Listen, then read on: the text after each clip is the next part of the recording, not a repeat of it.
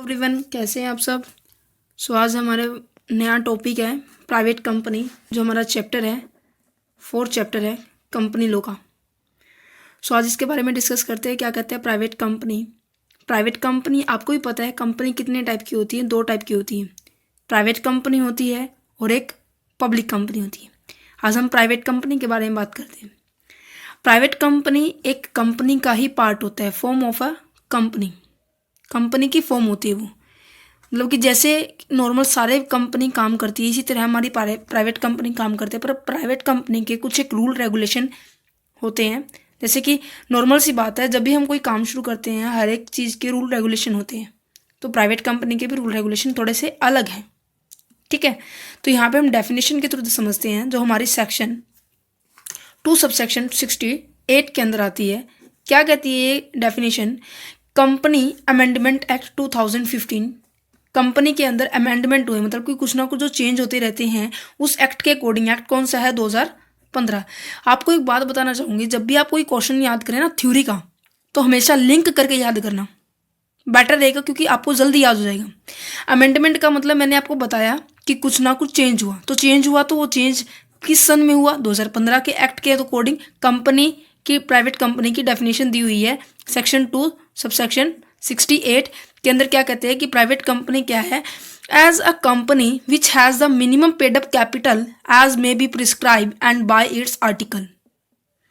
आपकी बुक में नहीं दिया हुआ है कि पेड अप कैपिटल होती कितनी है, बट मैं आपको बताऊंगी 2015 के अकॉर्डिंग, एक्ट के अकॉर्डिंग प्राइवेट कंपनी की जो पेड अप कैपिटल है 1 लाख रुपए है, ओके। और पब्लिक कंपनी की हमारी 5 लाख रुपए। वो पब्लिक कंपनी के बारे में जब बात करेंगे उसके बारे में डिस्कस करेंगे, ठीक है। ये ऐसी कंपनी जिसकी मिनिमम पेड अप कैपिटल होनी चाहिए, वो क्या है, प्रिस्क्राइब होगी किसके अंदर, हमारे आर्टिकल्स के अंदर। That is known as the private company. Private company की हमारी पेड अप कैपिटल होती है 1 lakh rupees. Clear this point. अगर मैं आपको दूसरे शब्दों में बताऊं कि इसकी डेफिनेशन क्या होती है, where 2 or more person hold 1 or more share in a company jointly. समझ में आया। जब कोई पर्सन, ये 2 या 2 से ज्यादा पर्सन किसी कंपनी के अंदर उसके शेयर्स को होल्ड कर लेते हैं, उसे भी हम प्राइवेट कंपनी कहते हैं।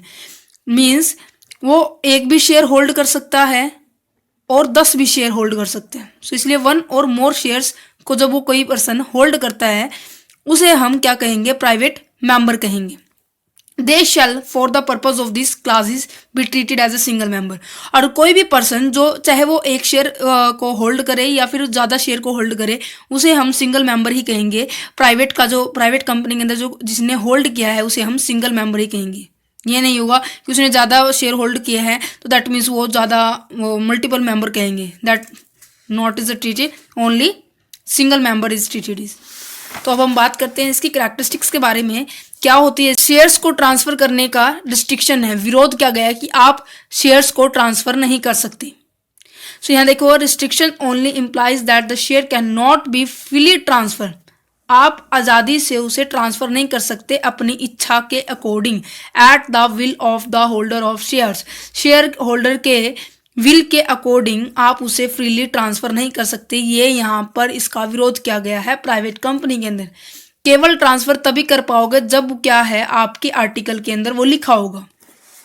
देखो, transfer according to the condition stated in the company article of the association. Company के आर्टिकल ऑफ एसोसिएशन के अंदर लिखा होगा। मैंने आपको 2 आर्टिकल बताए थे, मेमोरेंडम ऑफ एसोसिएशन और article of association. Memorandum of association के बारे में मैंने वीडियो बना चुकी हूँ। अगर किसी स्टूडेंट्स को देखनी है तो मैं उसका लिंक अपने डिस्क्रिप्शन बॉक्स में जरूर दूंगी, आप उसे देखिए। और ये जो चैप्टर है बहुत इंपॉर्टेंट है, 16 मार्क्स के अंदर आता है। वो मैंने पहले इसलिए करवाया क्योंकि ये जो आर्टिकल्स होते हैं हमें यूज होते हैं, ओके। नेक्स्ट पॉइंट देखिए, रेस्ट्रिक्टेड मेंबरशिप। यहाँ पे कहते हैं कि जो ये मेंबर होते हैं इनके ऊपर भी मतलब कि लिमिट लगाई हुई है कि कितने मेंबर होने चाहिए। प्राइवेट कंपनी के अंदर हमारे जो है मिनिमम मेंबर 2 होते हैं और मैक्सिमम कितने होते हैं, 200 होते हैं। मीन्स मिनिमम हमारे 2 होते हैं और मैक्सिमम हमारे 200 होते हैं। इसकी 2 200 का हमारा लिंक हमें याद रखना पड़ेगा कि यही हमारे मेंबर हो सकते हैं। अगर इससे कम हुआ या इससे ज़्यादा हुआ तो वो बाउंड्री क्रॉस कर जाएगा, तो जितनी भी लायबिलिटी होगी कंपनी की वो सारे होल्डर को पे ऑफ करनी पड़ेगी। नेक्स्ट कहते हैं restriction to issue invitation to the public. आपको भी पता है जब भी कोई कंपनी चलती है उसे चलाने के लिए उसे पैसा चाहिए होता है, राइट। तो पैसा कहाँ से लेके आएगा ये जो पैसा है कहाँ से लेगा? ये पैसा कभी भी पब्लिक से नहीं लेता प्राइवेट कंपनी, तो इसलिए कहा गया है कि issue invitation to the public ये क्या है, रिस्ट्रिक्टेड है। इसके ऊपर प्रतिबंध लगाया हुआ है कि कंपनी क्या है इशू नहीं कर सकती इनवाइट करने के लिए पब्लिक के क्या है उसे शेयर को परचेज कर ले। तो इसलिए कहते हैं कि प्रोस्पेक्टस नॉट इशू, इसके अंदर किसी भी तरह का प्रोस्पेक्टस इशू नहीं किया जाता, क्योंकि जो कैपिटल की अरेंजमेंट की जाती है प्राइवेट कंपनी के अंदर या तो वो खुद के सोर्स से की जाए या वो प्राइवेटली की जाए, मतलब कि जो भी उसके शेयर होल्डर हैं वो उन शेयर्स को खरीदे तब उसकी कैपिटल जनरेट हो जाएगी। इसकी नॉर्मल सी बात है, वो पब्लिक से जनरेट नहीं की जाती, वो हमारे खुद के पर्सनली फॉर्म से यूज की जाती है, ठीक है। नेक्स्ट पॉइंट आता है कि रिटर्न प्राइवेट लिमिटेड, मतलब कि जब भी कोई प्राइवेट कंपनी होगी उसे अपने नाम के एंड में, मतलब कि नाम मान लो कि मेरे पास राम एंड श्याम कंपनी है, अब ये देखना हो कि प्राइवेट है या पब्लिक है, तो इसके पीछे अगर वो प्राइवेट लिमिटेड लिखा हुआ है, अगर प्राइवेट लिमिटेड लिखा हुआ दैट मीन्स ये प्राइवेट कंपनी है। अगर राम एंड श्याम लिमिटेड लिखा हुआ दैट मीन्स ये पब्लिक कंपनी है, तो उसे अपने नाम के एंड में क्या लगाना पड़ेगा, प्राइवेट लिमिटेड लगाना पड़ेगा। और दूसरे नंबर की बात ये कहते हैं कि कंपनी, आपको ही पता है कि एक प्राइवेट होती है एक पब्लिक होती है। प्राइवेट कंपनी के अंदर मिनिमम मेंबर 2 होते हैं और मैक्सिमम मेंबर 200 होते हैं। पब्लिक के अंदर मिनिमम मेंबर 7 होते हैं, ये अनलिमिटेड होते हैं। अगर ये बात मैंने आपको कई बार बताई है, अगर ये मेंबर 1 हो जाए प्राइवेट कंपनी के अंदर और पब्लिक के अंदर ये हमारे 6 हो जाए और कंपनी लगातार 6 महीने तक चलती रही है, तो इसके अगर ये चलती रही है तो क्या है, हमारे मेमोरेंडम ऑफ एसोसिएशन का उल्लंघन किया है और कंपनी लॉ का भी उल्लंघन किया है, क्योंकि कोई भी प्राइवेट कंपनी 2 से कम मेंबर को लेके चलती है तो वो रूल के खिलाफ होता है। अगर कोई पब्लिक कंपनी 7 मेंबर से कम लेकर अपने कंपनी को चलाती है वो भी रूल के खिलाफ होता है, राइट। तो जितनी भी इसका भुगतान किसे करना पड़ेगा, जितने भी मेंबर हो रहे हैं, जितने भी मेंबर है हमारी कंपनी के अंदर, उन्हें उसका भुगतान करना पड़ेगा। वो कैसे करना पड़ेगा, वो उन्हें उनकी कंपनी की डेट की लायबिलिटीज जितनी भी डेट होती है ना, उन्हें पर्सनली भी राइट ऑफ करनी पड़ जाएगी, चाहे उन्होंने कितना ही शेयर होल्ड किया हो। ये पॉइंट आ गया होगा समझ में कि एक्सप्रेशन इन आर्टिकल्स, मतलब जो भी आप काम कर रहे हो वो सारा का सारा चीज क्या होना चाहिए, आर्टिकल के अंदर रिप्रेजेंट होना चाहिए। ऐसा कोई भी काम नहीं करना जो आपके आर्टिकल के अंदर नहीं है। सो यहाँ पे आपके आर्टिकल में लिखा होता है कि आप शेयर को ट्रांसफर नहीं कर सकते, राइट।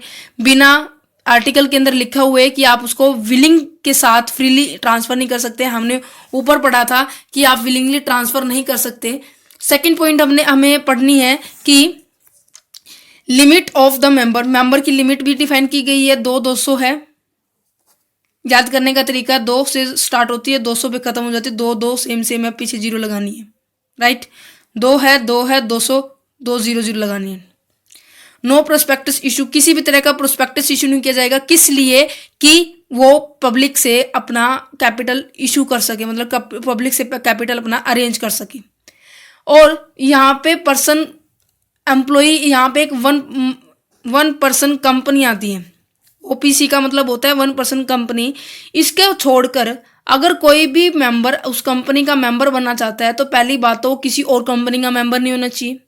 अगर मेंबर है और वो रिटायर हो गया है, रिटायर होने के बाद भी कई बार ऐसे मेंबर होते हैं जो मेंबरशिप लेके चलते रहते हैं, वो भी प्राइवेट कंपनी के हिस्सेदार नहीं हो सकता। ये बात ध्यान रखना। यहाँ पे आपके ए और बी पॉइंट्स आपकी बुक में भी दिखाए हुए हैं कि कोई भी मेंबर या तो किसी कंपनी के अंदर एम्प्लॉयमेंट है वो भी मेंबर नहीं बन सकता, या फिर कोई ऐसा एम्प्लॉय है जो क्या है किसी कंपनी के अंदर काम करता था पर कंटिन्यूसली काम करने के बाद वो क्या हो गया, रिटायर हो गया है, उसके बाद भी अगर कोई मेंबरशिप रखता है तो उसे भी मेंबर प्राइवेट कंपनी के अंदर होल्डर नहीं माना जाएगा। ये तो हो गया हमारे प्राइवेट कंपनी के बारे में और इसकी कैरेक्टरिस्टिक्स के बारे में। नेक्स्ट वीडियो के अंदर हम पढ़ेंगे प्राइवेट कंपनी और पब्लिक कंपनी के बीच में difference. Thank you for watching this video. Have a nice day.